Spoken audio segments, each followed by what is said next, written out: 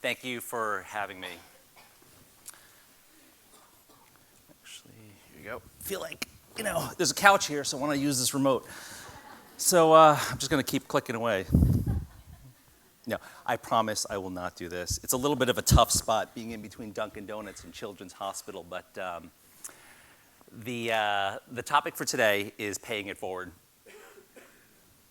So I want to talk about a couple things. One, how things are changing in terms of the advertising world from 50 years ago to the digital era. Secondly, talk a little bit about how the brands and retailers today are changing what they're doing. And then thirdly, about Boston and innovation.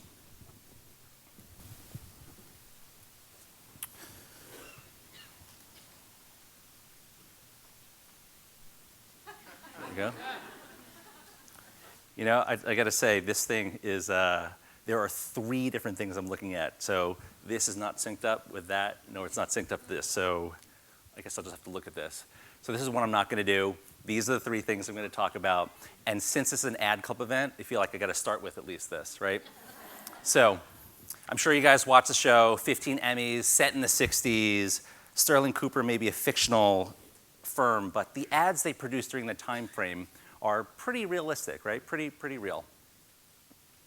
So quick show of hands. Who thinks the ad on the left is real, and who thinks the ad on the right is real? So just 2 seconds to look at it. So left, right. Okay, so exactly in the middle. So happens to be the one on the left, but we'll try it one more time. Take a look at this ad, 7-Up, 60 years ago. Left real, hands up. Right side? Okay, well this one was a little bit of a trick one because they were both real. So you take a look, 50 years ago, this was a print advertisement that was in actual magazines. And take a look at the amount of copy that's on that page, right? So this is for soda. It's a tremendous amount of effort that goes to trying to communicate like what the value proposition for a particular product is. Now, what about multimedia? Get a fresh look every time you shave. Get a clean look every time you shave. The Gillette look is a real man's shave.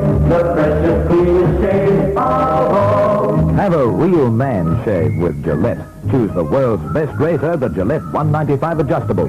You dial one of the settings from 1 to 9 that agrees perfectly with your own skin and beard. Then shave fast and easy. Clean with a rinse and a shake. Result, a great shave.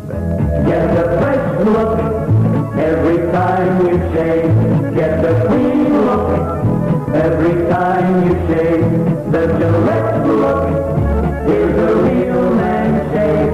The freshest, cleanest shave of all.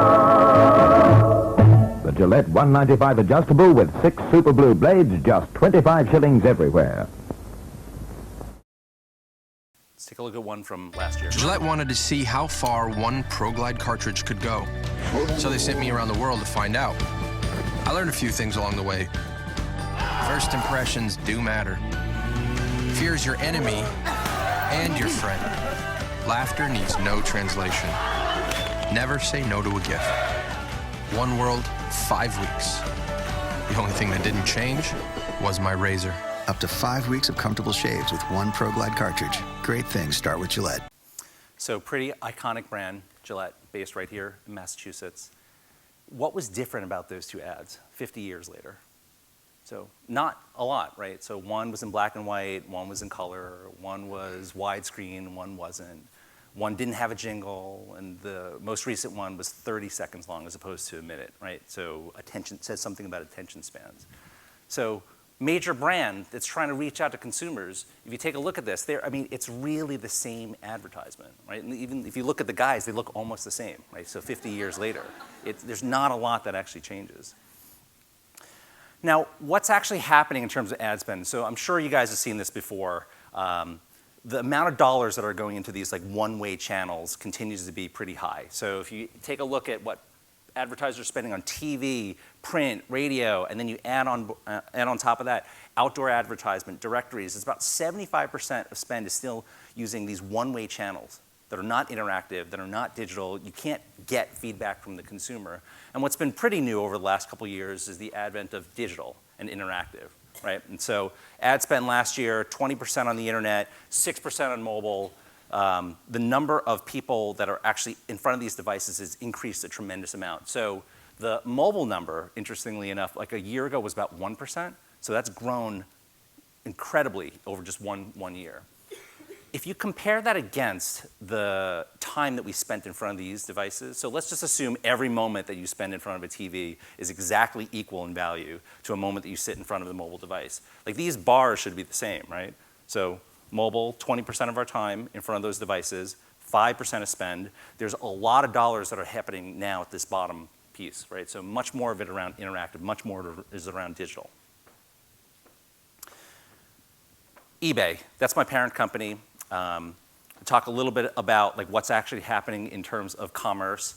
The thing that's not widely known about eBay is the founder he's got Boston roots, right? So he spent time at Tufts. He went out, put together the first prototype for eBay. This was back in 1995. And any guess as to the first product that was sold on eBay? I'll give you $100 via PayPal right now. Someone, right there. It's not a Pez dispenser. That is absolutely wrong. But, given that this is an ad club event, that makes perfect sense. So the Pez dispenser was actually something that was concocted 2 years after he developed the site by the PR team, and said that, Pierre, I feel like there's not a strong enough story, so why don't we create something? So does your wife collect Pez? No. It's like, okay, she does now. And basically created that to be the story. So other guesses as to the actual one? You got it, exactly. So $100, find me afterwards, I'll get that to you. Say it again, what was it? This. Yep, so it was a broken laser pointer. 1995, he was a geek at heart. He put this up on the web. At the time, it was called Echo Bay. I think he called this link the auction web piece. And the laser pointer that he put up there, I think it was $14 is what it got bought for. And so he's like, oh my God, people are interested in different kinds of products. And he felt bad because he had to contact the buyer and said, I don't know if you read the description, but it's broken, so I'm really sorry. I'm not trying to scam you out of money. And then the buyer's like, no. I know it's broken. I collect broken laser pointers. That's what I do. Right? And so it's like fascinating for Pierre. It's like, I feel like there's some market out there for lots of different things. And so, that was nearly 20 years ago. Now, what's changed since then?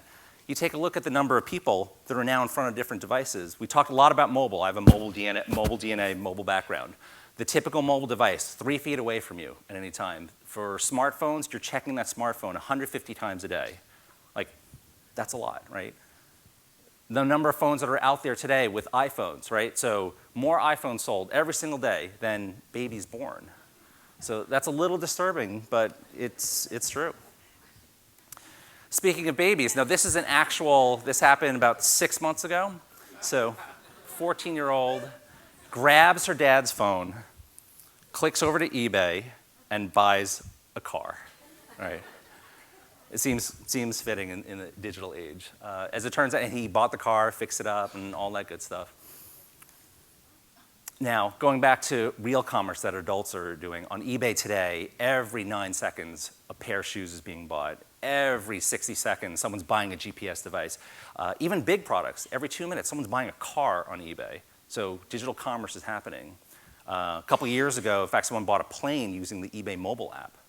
So tons of stuff that's actually happening there. When a marketer thinks about how to engage with a consumer, they typically go through this funnel, right? So you get a consumer aware of a product, you get them engaged with the product, you eventually get them committed enough to actually buy the product. Now, what happens with mobile and digital? It changes that funnel around. So you can't rely on consumers going through this linear path anymore. So around the office, we tend to talk about this as a pretzel, right? You go through all these different purchase modes, whether on your mobile device, on a tablet, you've got computers, you got in-store, the number of times that you're going from place to place every single day, right? And so I'm sure you guys experience this. Some stats behind that.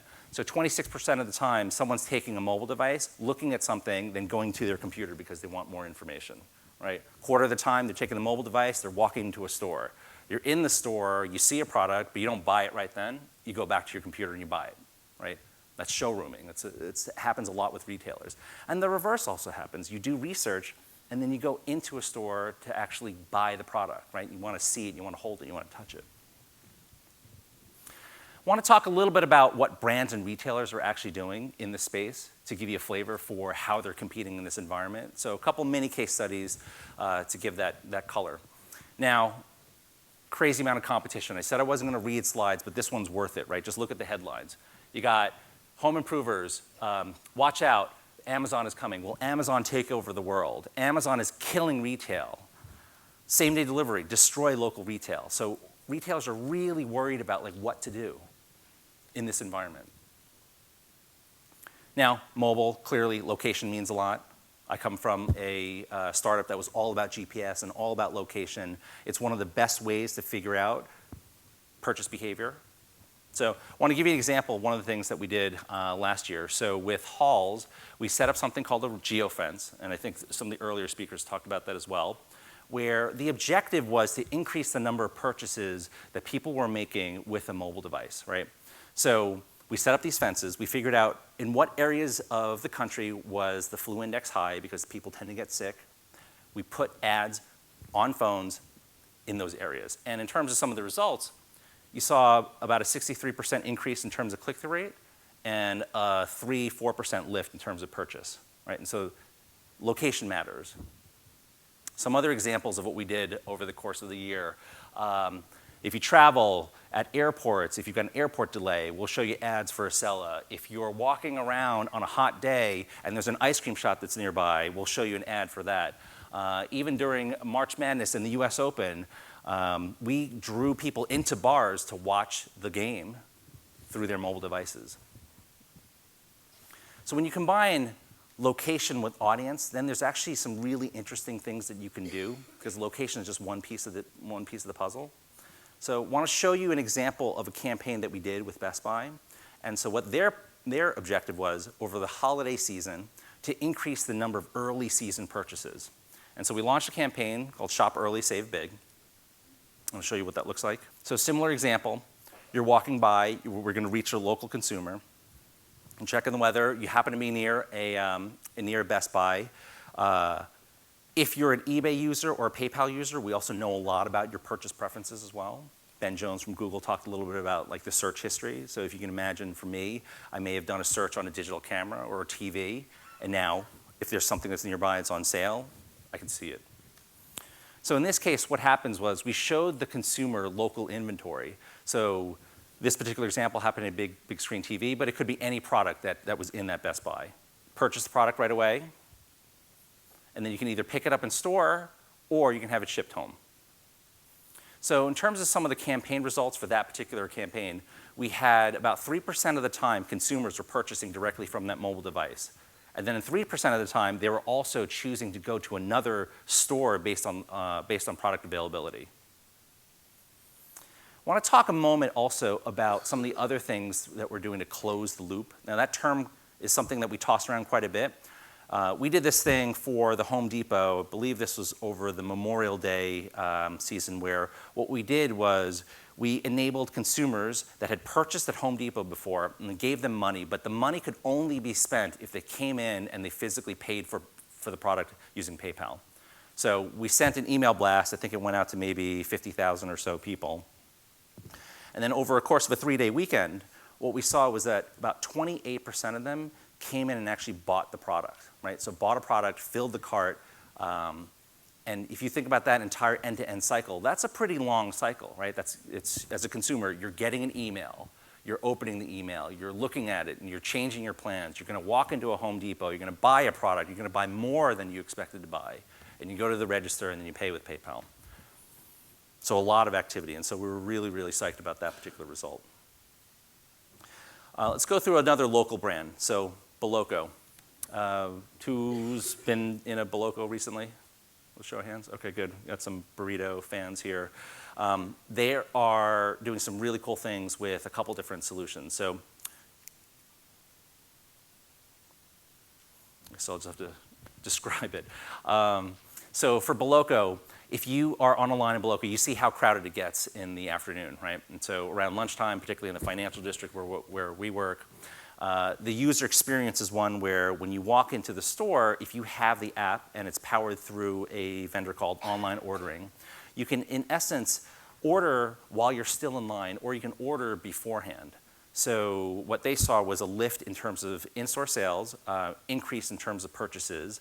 The number of people that came back more frequently was an increase of something like 30%. And this is all through mobile. So lots of changes on that front.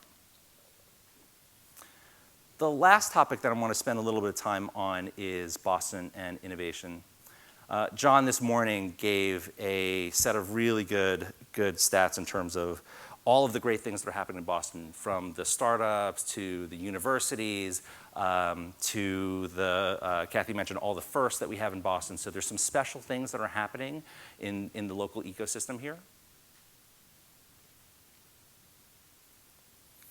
The combination of three critical things is we're finding is what is really powering innovation. So the first is talent, right? So we talked about the 250,000 students that are here every year. We have people that are other startups, and they're veterans, and they're recreating the magic that they had at one startup at the next one. There's capital in terms of venture guys and angel investors, and the overall ecosystem that supports it. And so this is just a map of our office. And the number of startups that are nearby, it's probably like at 100 in just that one little area. So a lot is happening there. I want to talk a moment about acquisitions as well. There have been a lot over the last couple years. I can speak really well to the ones on the left where I've been a part of. I'm actually a New York transplant, right? And so I'm from New York. I've lived in Asia. I've lived in London. And I moved up to Boston thinking that it was going to be a nice 2-year stint just to, go to school, experience New England, all that great stuff, and fully intended to leave. Got hooked to the city, and I'm absolutely in love with the city. Now, in the last 12 years, what has happened? Yeah, there we go. We got a Boston native there, I guess. Now, in the last 12 years, what I've also seen in terms of the early stage venture community is that there are some special things that are happening with early stage companies and the innovation that happens there and the import of that innovation to larger companies. That's my experience on the left. It's not a comprehensive list at all, but I've been lucky enough to work with some really, really good companies. On the right side is where mobile is really involved. And so in the last decade, there have been $600 million plus exits in the mobile space that have created not only some wealth, but also a ton of knowledge that then gets recycled to other startups. So what happens when a company gets acquired? Just kind of curious, quick show of hands, who's been through one acquisition or multiple ones? Okay, so you got a handful of people. One big thing that happens very frequently is the company dissipates, right? So they call it an exit sometimes, right? And so when the company gets acquired, the parent company either absorbs everything that happens locally and they move them somewhere else, or they shut down the company because it was in a space that's non-strategic. So that's one very big thing that we wanted to make sure that did not happen for us. The second one is actually growing the presence, right? And so bringing brands to Boston in our case. We were about 100 people at the time of our acquisition, and we fought really hard not to have the empty office syndrome happen to us. So over the past 2 years, we've created more jobs in Boston. We've imported other brands into Boston as well. This happens to be a shot from our open house that we held earlier last year, where not only did we have the mayor open up our house, but we also brought on board other eBay brands into Boston. So that's basically us exporting ideas into the local ecosystem. And StubHub happens to be a fantastic brand. I don't know if you're a sports fan, but it's in the eBay family, and they're also recruiting heavily here. I want to talk about the third thing that happens in terms of acquisitions. It's sort of in the middle ground. There's a Boston-based company called Fig. They were acquired, I think, a week before we got acquired. So it's a 3-person company. What they were doing was solving that last-inch problem. When you go into a store, instead of pulling out your credit card or a mobile phone, they had some technology that plugged in for Wi-Fi, right? And when they got acquired, they sold their homes. They were prepared to move out west. During their first day out west, in San Jose, which is where the corporate campus is, they go in to check in at the security desk, and they're like, hey, we're here from the Boston acquisition, and the security guard's like, oh, great, you're from where? And started talking about all the things that we were doing, and they're like, no, that's not our company, right? So it was a completely different company. The 3 people that got acquired ended up showing up to a place where, in essence, they didn't actually have to sell their homes, right? Because we ended up getting acquired about a week later. And now the good thing is that one of them ended up moving anyway, so not huge deal, but the remainder of the team basically had, ended up staying in Boston, and so now they've got new homes. What's been interesting about, they're bigger homes, so I guess that's not a bad thing. But the one guy that moved out, and the reason why I want to talk about this a little bit is that it was an acqui-hire, 3 people, big tech company out west. The ideas that they originally had 2 years ago around enabling that last inch problem has been something that has now been spread out through the rest of PayPal.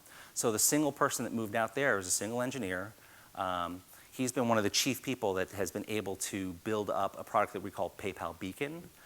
And that's essentially a device that merchants can plug into an outlet. And with that, we can enable that last inch experience. So even though that company's not here anymore, there's been some great talent and there's been great ideas that have been now part of the broader PayPal world. Talking a little bit about brands in Boston. When we got acquired, it was right in the early 2011. New York was another big rivalry of ours. eBay ended up acquiring another company called Hunch, and at the same time, both of the early stage startups had this really great vibe in terms of early stage startups that they had camped out with them. So in our old building in North Washington Street in the North End, we had 2 early stage startups that were just squatting space. We had no relationship with them, but it was such a great energy that when we moved to a new building in International Place, and the same thing happened in New York, that we specifically, the local team specifically said, I want to carve out a place where we can continue that energy. So we ended up branding it, calling Start Tank, and at the time, it was really just a side hobby. So a few of us were like, hey, why don't we open up a few conference rooms, put them in the back, and we can continue all this great stuff. And it's since grown to be quite big. So why are we doing it? So in addition to the energy, so it's obviously good for the local ecosystem, right? So it's free for the startups. We don't charge them a thing. We don't take any equity in them. We give them free desks and space for 6 months. The entrepreneurs that come through the program are ones that come from commerce, from payment, from consumer, from media, so they're all over the place. It's great for the employees themselves, right? And so from our standpoint, rather than have the designer leave for another startup, now they can engage with other early stage startups right under our own roof. And from the PayPal standpoint, we get early insights. So early insights into different disruptive technologies. And so it's really been a win-win. Want to give you a little bit of flavor in terms of the kinds of companies that we have in our space today. So they range from commerce to consumer to enterprise to other. Today, there are about 90 people in our space, all free rent. This is something that we're doing. It's a local passion, something that we feel really, really strongly about. And there's hopefully some early buds of what we think are going to be big things.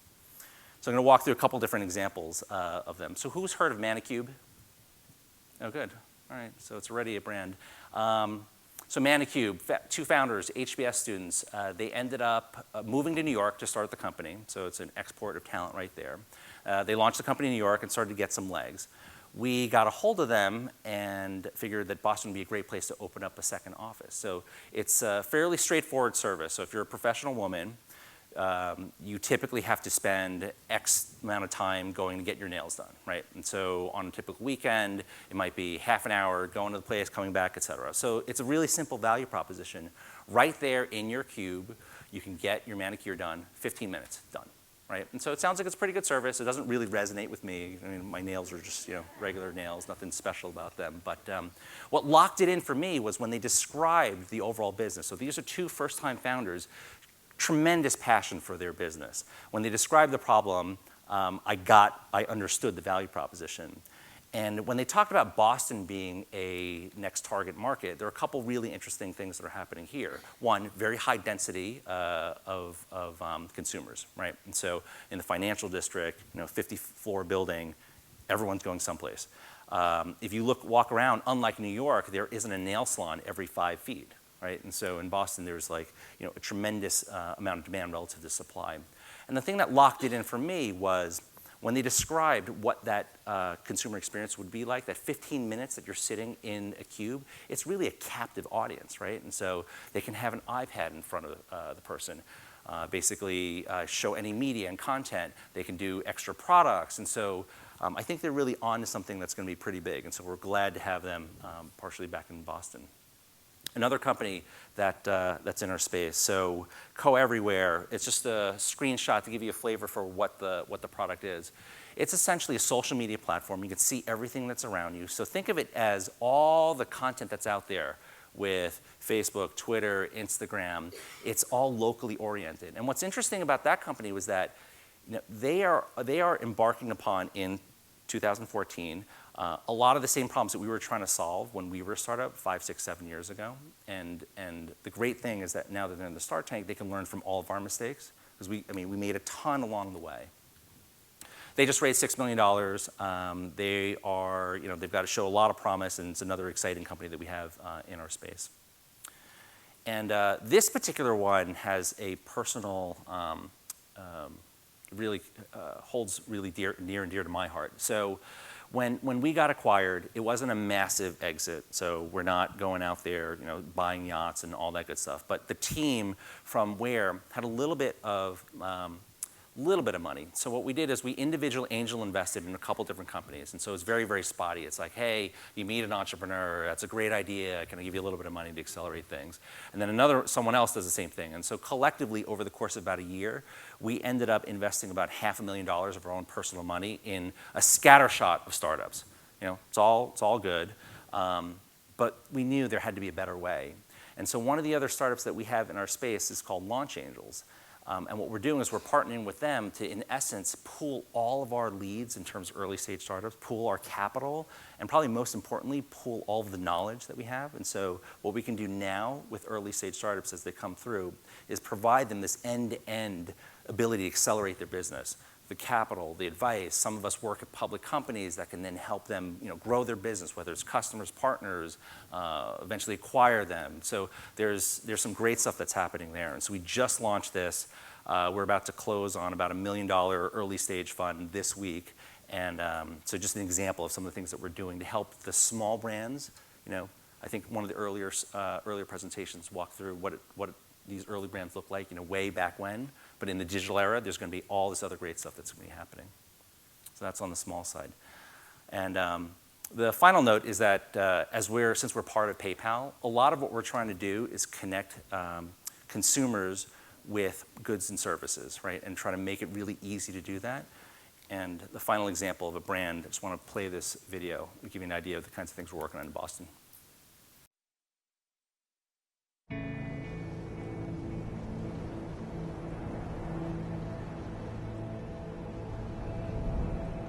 Everything good begins with it. The impossible is made possible because of it. What is it that makes everything that happens happen? It's when we want. Armed with want, people have found land nobody knew was there. Want opened up the sky we still haven't found the end of. Want is once spelling bees, lost the fear of the dark, and found the bones of dinosaurs. Want is our most vital human trait. It's the people who want things badly enough that make the impossible happen. Someone had to want freedom, and peanut butter, and motorcycles for them to exist. Someone had to want you for you to exist. And it's the reason why PayPal exists. Because what we want is to make it simpler for people to get what they want. To shorten the distance between want and get. Because these things people want are not small things. They help us reach and strive and seek. They help us build and invent and change. No, these things that people want are definitely not small things. They're not things at all. These things that people want are everything. So, what a task we have. And what a privilege it is to have it. To finally make it simple for people to get what they want.